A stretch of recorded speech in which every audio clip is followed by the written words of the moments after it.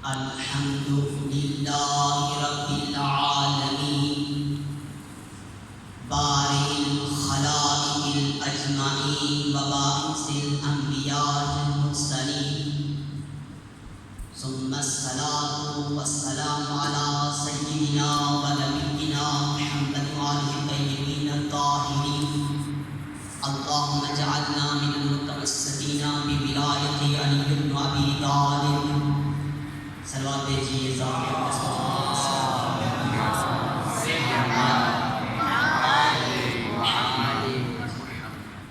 وقال تبارك وتعالى في كتاب المجيد وفرقان الحميد وقولك الحق بسم الله الرحمن الرحيم يا أيها الذين آمنوا اتقوا الله وكونوا مع الصادقين. سامعین کرام، دعا گو خداوند تبارک و تعالی آج کی شام ولیمہ حسین سجاد علیہ السلام و تحیید و سلام کی امام سجاد علیہ السلام کا واسطہ دے کر پیغمبر علیہ السلام کی زحمات مولائے کائنات علی بن ابی طالب کی تنہائیوں کا واسطہ، سیدات کی فریادوں کا واسطہ، امام حسن کی مسمومیت کا واسطہ، مولا حسین علیہ السلام کی مظلومیت کا واسطہ، اور سید الساجدین امام العابدین زین العابدین علیہ السلام کی مسمومیت کا واسطہ، ہماری اولین التجا و تمنا یہی ہے کہ ہمارے بارے آقا امام زمان اسلام کی ضرور تعظیم فرما. ہماری الہات کے واسطہ محمد و آل محمد کا ہمیں حقیقی عزادار امام حسین بنا. ہماری الہات کے واسطہ محمد و آل محمد کا ہمیں راہ حسین فکر حسین کے چلنے کی توفیق عنایت فرما. ہماری الہات کے واسطہ محمد و آل محمد جتنے مومین اس عزاخانے میں تشریف فرما ہے سب کو ہزار ہزار حسنات عنایت فرما. بھیجیے محمد و آل محمد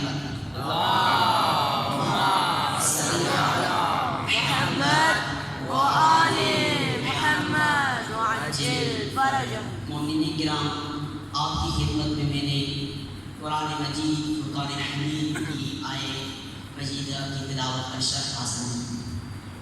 یا ایھا الذین آمنوا اتقوا اللہ وکونوا مع الصادقین. خداوند عالم ایمان والوں سے مخاطب ہو رہا ہے کہ اے ایمان والو، تقوی اختیار کرو، ہو جاؤ صادقین کے ساتھ. توجہ ہے؟ یعنی کہ صادقین کے ساتھ ہونے کے لیے دو چیزوں کی ضرورت ہے. پہلی چیز کہ ایمان لاؤ، دوسری چیز تقوی اختیار کرو. اب کلام کر رہا ہے اللہ کہ اے ایمان والو تقوی اختیار کرو، ہو جاؤ صادقین کے ساتھ. یعنی کہ چہارتا معصومین کے ساتھ ہونے کے لیے انسان کو متقی ہونا چاہیے. یعنی کہ جو شخص متقی ہے وہ اپنے آپ کو فخر کے ساتھ کہہ سکتا ہے کہ میں آئمہ کا محب ہوں، میں آئمہ کا پیروکار ہوں. کیونکہ اللہ رب العزت اپنے بندوں سے یہی چاہتا ہے کہ وہ تقوی اختیار کریں اور ہو جائیں صادقین کے ساتھ.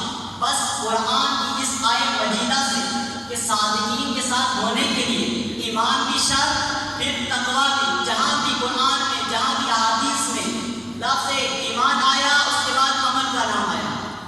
اس لیے ہمیں متقی اور پرہیزگار بننا ہوگا.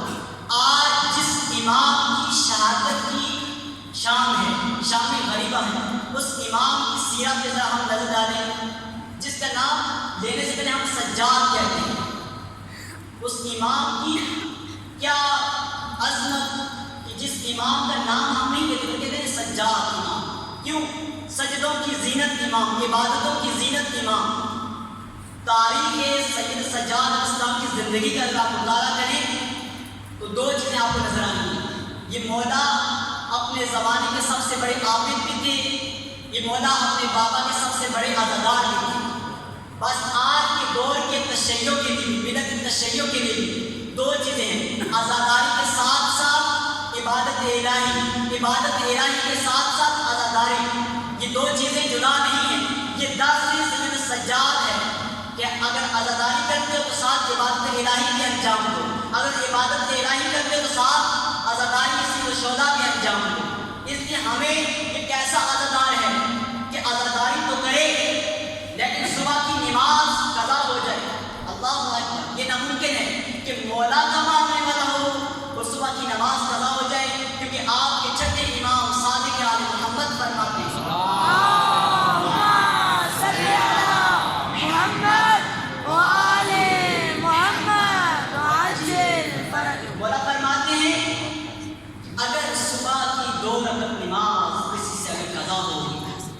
تو یہ پوری دنیا اگر سونا اور چاندی بن جائے آپ اللہ کی راہ میں دے دیں، یہ 2 رکعت نماز کے برابر نہیں۔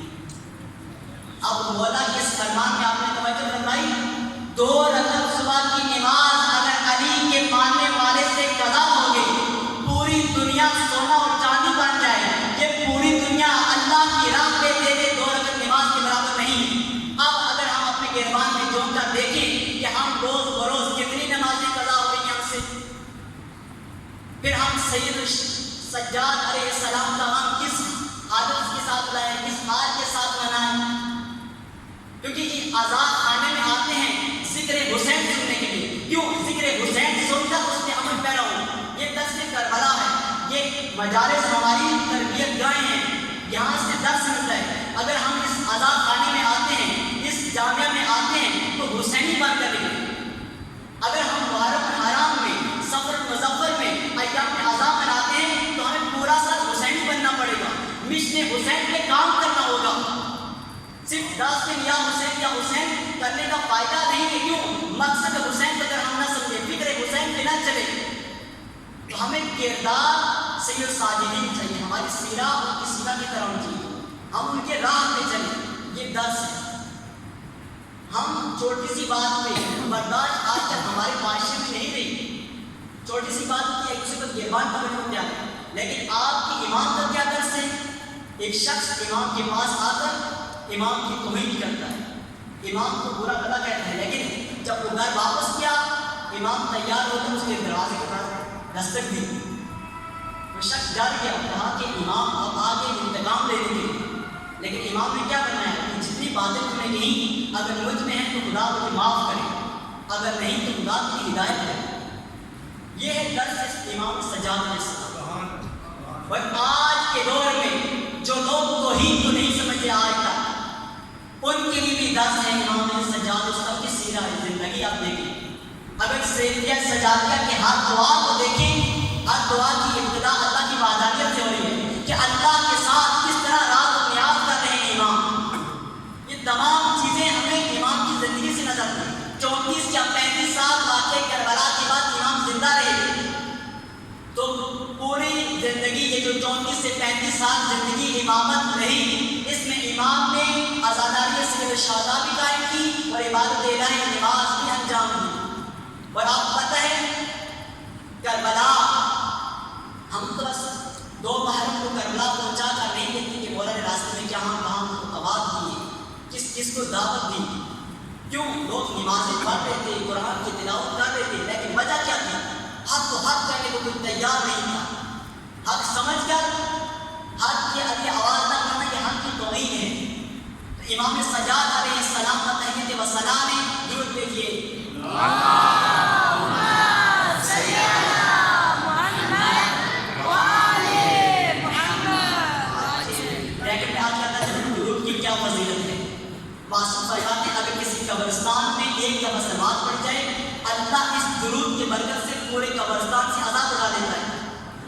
اب اس قبرستان میں مومن بھی ہوگا، فاسق بھی ہوگا، فاجر بھی ہوگا، لیکن اس درود کی برکت سے اس قبرستان سے عذاب اٹھا دیتا ہے۔ اس اتنی تعداد موجود ہیں پھر جامعہ کے برادران میں، لیکن سلوات کی آواز بہت کم ہے۔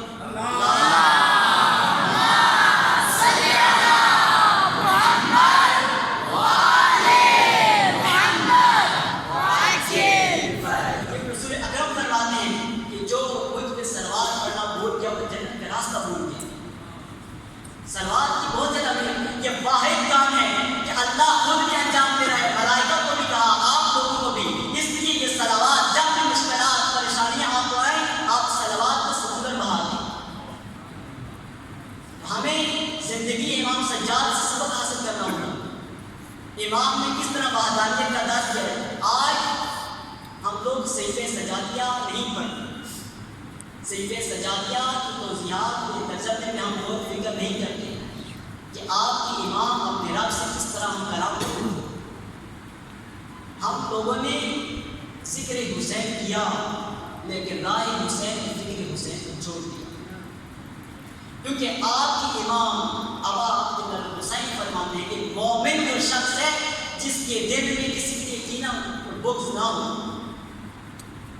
اب اس مولا کے فرمان میں ہم اپنے آپ کو ذرا اپلائی کریں کہ ہمارے دل میں کسی کے مومن بھائی کے لیے کوئی دل میں بغض و کینہ تو نہیں.